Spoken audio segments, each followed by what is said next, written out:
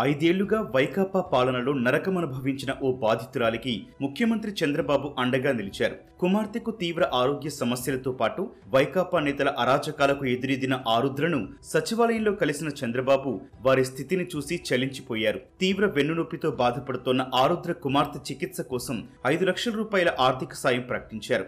నెలకు 10,000 రూపాయల చొప్పున పింఛను మంజూరు చేశారు. అలాగే వారికి ఎదురవుతున్న వేధింపుల పట్ల కూడా చర్యలు తీసుకుంటామని హామీ ఇచ్చారు. తీవ్ర వెన్నునొప్పితోనే కంప్యూటర్ సైన్స్ డిగ్రీలో ప్రథమ శ్రేణిలో ఇటీవల పాస్ అయినట్లు ఆరుద్ర కుమార్తె చెప్పడంతో చంద్రబాబు సంతోషం వ్యక్తం చేశారు. తనకు ఉద్యోగం చేయాలని ఉందని, ఆపరేషన్ చేయించి ప్రాణభిక్ష పెట్టాలని బాధితురాలు కోరడంతో చలించిన చంద్రబాబు వెంటనే ఆర్థిక సాయం ప్రకటించారు. ఆరోగ్యం మెరుగుపడ్డాక ఉద్యోగ అవకాశాన్ని పరిశీలిస్తామని హామీ ఇచ్చారు. సీఎం నేరుగా కలిసి కష్టాలు తీర్చడంతో ఆరుద్ర భావోద్వేగానికి గురయ్యారు.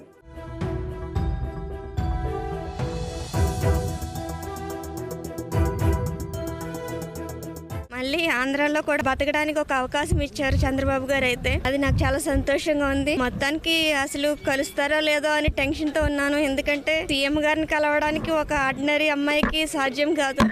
నా తండ్రిలాగా ఆయన పిలిచి నా బిడ్డని ఆశీర్వదించారు. అది నాకు చాలా సంతోషంగా ఉంది. మేము వైసీపీ గవర్నమెంట్ లో కోల్పోయిన దానికి ఏం చేయలేము, కానీ కోర్టు కేసులు కూడా నాకు ఇమ్మీడియట్ గా నాకు సాల్వ్ చేపిస్తానని అన్నారు. ఆ లీగల్ సెల్ ద్వారా నాకు మాట్లాడిస్తానన్నారు. చాలా సంతోషం సార్.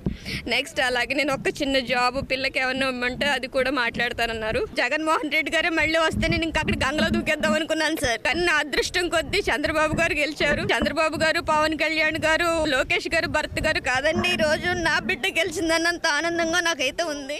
కాకినాడ జిల్లా రాముడుపాలెనికి చెందిన ఆరుద్రకు సాయి లక్ష్మీ చంద్ర అనే కుమార్తె ఉంది. సాయి లక్ష్మికి 18 ఏళ్ల వయసులోనే వెన్నుపూసలో కణతితో ఇబ్బంది ఏర్పడగా ఆపరేషన్ చేస్తే తప్ప బతకదని వైద్యులు తేల్చి చెప్పారు. దీంతో ఇంటిని అమ్మకానికి పెట్టారు. వీరి ఇంటిపై కన్నేసిన వైకాపా నేత మాజీ మంత్రి దాడిశెట్టి రాజా గన్మెన్ మెరపల కన్నయ్య, మరో వ్యక్తి మెరపల శివ ఇళ్లు అమ్ముడుపోకుండా అడ్డుపడ్డారు. ప్రశ్నించిన ఆరుద్ర కుటుంబాన్ని వేధింపులకు గురిచేశారు. సకాలంలో వైద్యం అందక సాయి లక్ష్మి నడుము, కాళ్లు అచేతనమై వీల్ చైర్కే పరిమితమైంది. కుమార్తె ఆరోగ్యం విషమిస్తుండటంతో ఆరుద్ర స్పందనలో అనేకసార్లు ఫిర్యాదులు చేశారు. ప్రయోజనం లేకపోవడంతో అప్పటి సీఎం జగన్ ని కలిసేందుకు తాడేపల్లికొచ్చారు. ఆయన్ని కలిసేందుకు అవకాశం ఇవ్వాలని ఎంత వేడుకున్నా ఎవరూ కనికరించకపోవడంతో అప్పట్లో సీఎం క్యాంపు కార్యాలయం వద్ద ఆత్మహత్యకు యత్నించారు. దీంతో స్పందించిన ప్రభుత్వ పెద్దలు పెద్ద ఆపరేషన్ చేయిస్తామన్నారే తప్ప పైసా విదల్చలేదు. వేధింపులకు పాల్పడిన వారిని సస్పెండ్ చేస్తామన్నారే తప్ప ఆదేశాలు ఇవ్వలేదు.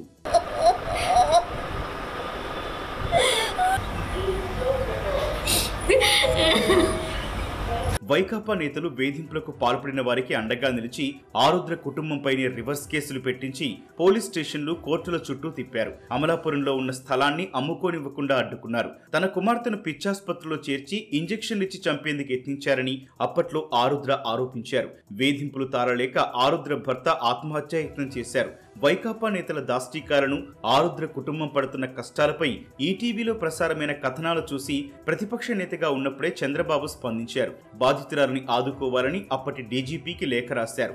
ఆరుద్ర కుమార్తెను పిచ్చాసుపత్రి నుంచి డిశ్చార్జ్ చేయించి ప్రాణాలు కాపాడారు. కొంతకాలానికే వైకాపా నేతల వేధింపులు మళ్లీ మొదలవడంతో రాష్ట్రాన్ని వదిలేసి 2 ఏళ్లుగా కాశీలో తలదాచుకున్నారు. చంద్రబాబు ముఖ్యమంత్రి కావడంతో తిరిగి ధైర్యంగా రాష్ట్రంలో అడుగుపెట్టారు.